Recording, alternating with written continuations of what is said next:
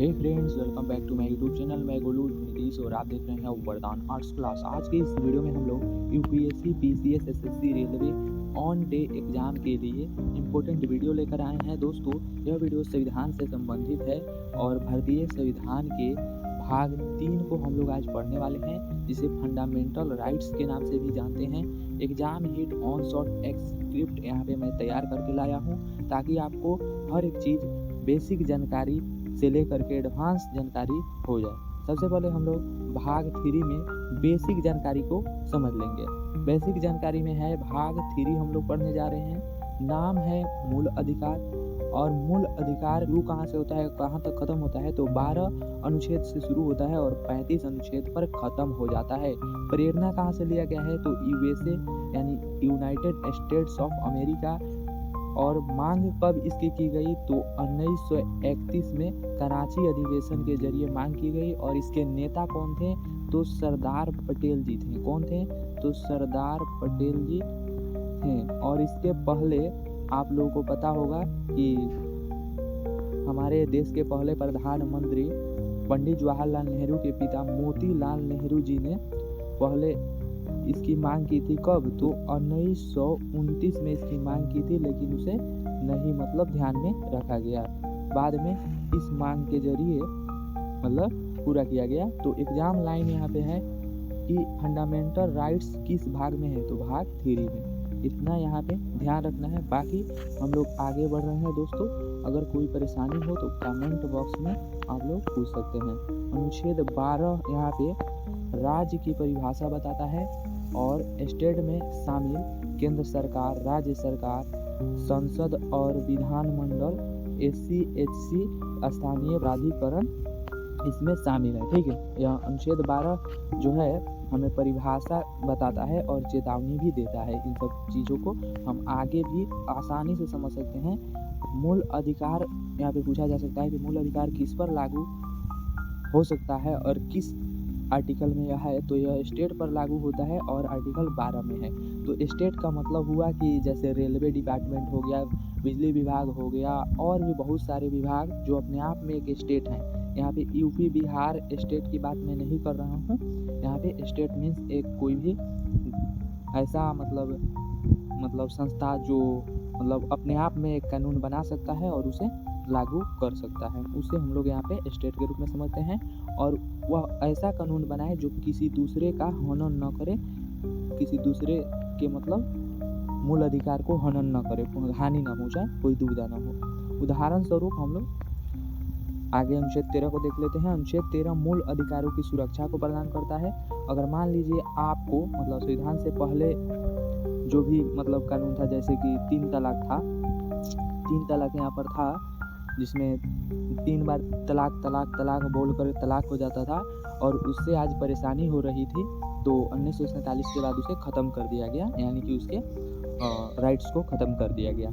और 2014 के बाद जब प्रधानमंत्री नरेंद्र मोदी अपना एक ले आए कि भाई की कानून कि हाई कोर्ट या कोर्ट के जो भी जज बनेंगे उनको हमसे भी कि आदेश लेना होगा, सलाह लेना होगा, तब जाके वे बनेंगे। लेकिन वह पास नहीं हुआ, ख़त्म हो गया। अब यहाँ पे है कि यदि मूल अधिकारों के विरुद्ध यानी वाइल्ड शून्य हो तो यह मूल अधिकार की सुरक्षा में आता है। एग्जाम लाइन यहाँ पे है मूल अधिकारों की रक्षक, आर्टिकल 13 में है। ठीक है, यहाँ पे इसे समझना जरूरी है। अगर किसी को हानि पहुँचाता है तो वे कानून राज्य नहीं बना सकता, कोई भी संस्था नहीं पास कर सकता। संस्था में हमारा सरकारी जो बोर्ड है, बीएसईबी, और प्राइवेट बोर्ड जो है, वो सभी उसमें आते हैं। ठीक है, वे बोरा पे बैठा के पढ़ाए या टेबल पे, वो सब कानून है उनका अपना बनाया हुआ। अनुच्छेद 14 है समानता का अधिकार, जैसे इक्वालिटी बिफोर लॉ, यानी कि इक्वल बराबर, सब में बराबर है।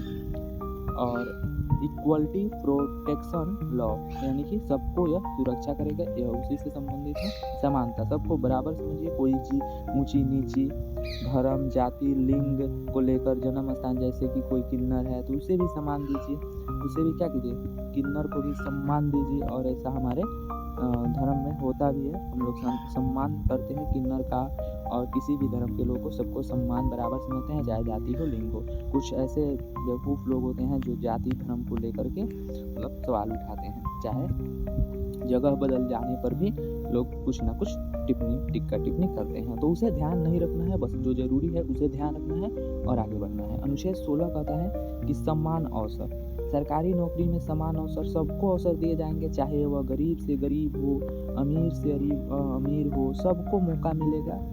मतलब सरकारी नौकरी पाने का सबको समान अवसर मिलेगा, समझ लिए। इसके अलावा आप लोग अब देखिए 17 नंबर में अनुच्छेद 17 कहता है उपाधियों का अंत, यानी जो उपाधि मिली है, राज्य कोई उपाधि नहीं देगा तो ये उसका अंत हो जाएगा।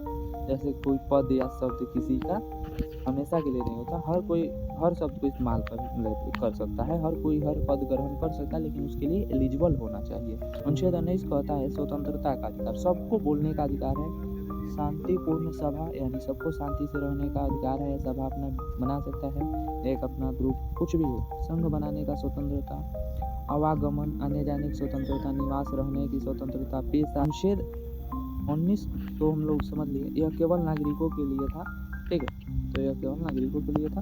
आगे हम लोग यहाँ पे देखते हैं अनुच्छेद 20 कहता है अपराधों से सुरक्षा, यानी डबल जियोपार्डी नहीं, सेल्फ इंक्रिमिनेशन नहीं, अपराध बोध जो है एक अपराधी के लिए यह सुरक्षा नहीं दे सकती, अपराधी के लिए यह चीज़ नहीं दे सकती। संविधान में यह जो है भाग 3 वह स्पेशल नागरिकों के लिए बनाया गया है, भाग 3।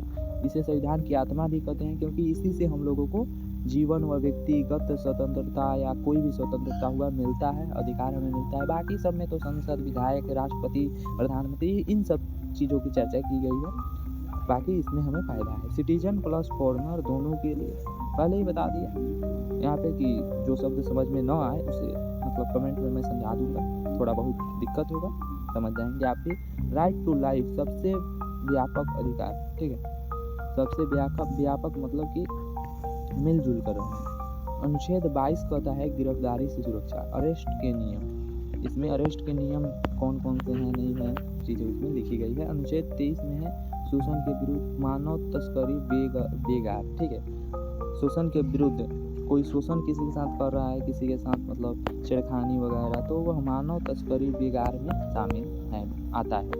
वैसे ही है यह बाल श्रम निषेध, बाल श्रम पर रोक है, 14 वर्ष से कम उम्र के बच्चों से काम कराना खतरनाक है, ठीक है, मतलब 14 वर्ष से कम बच्चों से खतरनाक काम नहीं, मतलब ऐसे काम मत कराइए जो उससे समझ से बाहर हो और उसे न हो पाए। अनुच्छेद 25 से 28 धर्म की स्वतंत्रता, रिलीजियंस फ्लो प्रैक्टिस प्रोपोगेट करने का मतलब है सिंपल, मुझे समझ में आ रहा है कि यहाँ पे आप किसी भी धर्म को आसानी से मतलब फॉलो कर सकते हैं, चाहे हिंदू धर्म हो, बौद्ध धर्म हो, जैन हो, कुछ भी एनीथिंग कर सकते हैं। अनुच्छेद 29 से 30 संस्कृति व शिक्षा, यानी कि किस प्रकार से आप अपने शिक्षा को ग्रहण कर सकते हैं और संस्कृति को बनाए रख सकते हैं। अल्पसंख्यकों की सुरक्षा इसमें है, यानी कि अल्पसंख्यक का मतलब हुआ कि जिनकी संख्या कम हो।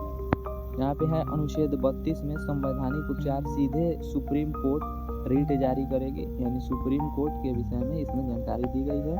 और इसमें किलर लाइन यह है कि आर्टिकल 32 संविधान का दिल और आत्मा है, ठीक है, डॉक्टर भीम अम्बेडकर ने कहा है, क्योंकि यह सुप्रीम कोर्ट के विषय में जानकारी देता है और रीट जारी करने को यह सब कहता है। और यहाँ पे देखिए अनुच्छेद 33 से 35 है, आखिरी है, यहाँ पे इस भाग का संसद को विशेष शक्तियाँ इसमें दी गई है। अब आइए हम लोग इसका सुपर क्विक रिवीजन कर लेते हैं। मूल 6 अधिकार हैं, आपको याद रखना है। समानता का अधिकार है, पूरा यह सारांश से है, मतलब जो समझ में नहीं आया उसे गोली मारिए और यहाँ पे समझ लीजिए। समानता का यहाँ पे आपको अधिकार मिला है, सबको समान समझिए, बराबर समझिए। स्वतंत्रता, आप फ्रीडम से घूम सकते हैं, लेकिन तब तक जब किसी को दूसरे व्यक्ति के स्वतंत्रता का मतलब हनन न हो। जैसे आप किसी के रूम में बिना पूछे नहीं घुस सकते, वह उसका पर्सनल निजी है, बोले आप शहर बाजार में घूम सकते हैं ऐसे, जो हाँ अलाउ है। शोषण के विरुद्ध, ठीक है, शोषण कोई आपके साथ कर रहा है तो उसका विरोध कीजिए। धर्म की स्वतंत्रता, आप किसी भी धर्म को मानिए, कोई प्रॉब्लम नहीं। संस्कृति और शिक्षा आप ग्रहण कहीं से भी कर सकते हैं, संस्कृति को अपने बनाए रख सकते हैं और उसे फॉलो कर सकते हैं। संवैधानिक उपचार यानी संविधान से संबंधित कोई अगर आपको शिकायत है तो उसे भी आप मतलब विरोध प्रदर्शन कर सकते हैं। ठीक है, यह फाइनल एग्जाम किलर लाइन है, तो वह क्या कहते हैं, नहले पे दहला। यहाँ पे हो गया आर्टिकल 14 इक्वलिटी बराबर सब किसी को मानता है। आर्टिकल 19 फ्रीडम स्वतंत्रता देता है और आर्टिकल 21 लाइफ लाइबिलिटी देता है। जैसे आपका जो भी विवाह शादी का मतलब रिचुअल्स है आप अपने मन से करें तो कर सकते हैं। आर्टिकल 32 हार्ट एंड सोल आत्मा और हृदय। यही है आज के इस वीडियो में। यदि आपको वीडियो पसंद आए तो वीडियो को लाइक कर दीजिए, अपने दोस्तों में शेयर कर दीजिए और कोई भी डाउट्स हो को कमेंट में उसे मतलब बता दीजिए। मिलते हैं किसी नए वीडियो में, तब तक के लिए जय हिंद, जय भारत, वंदे मातरम।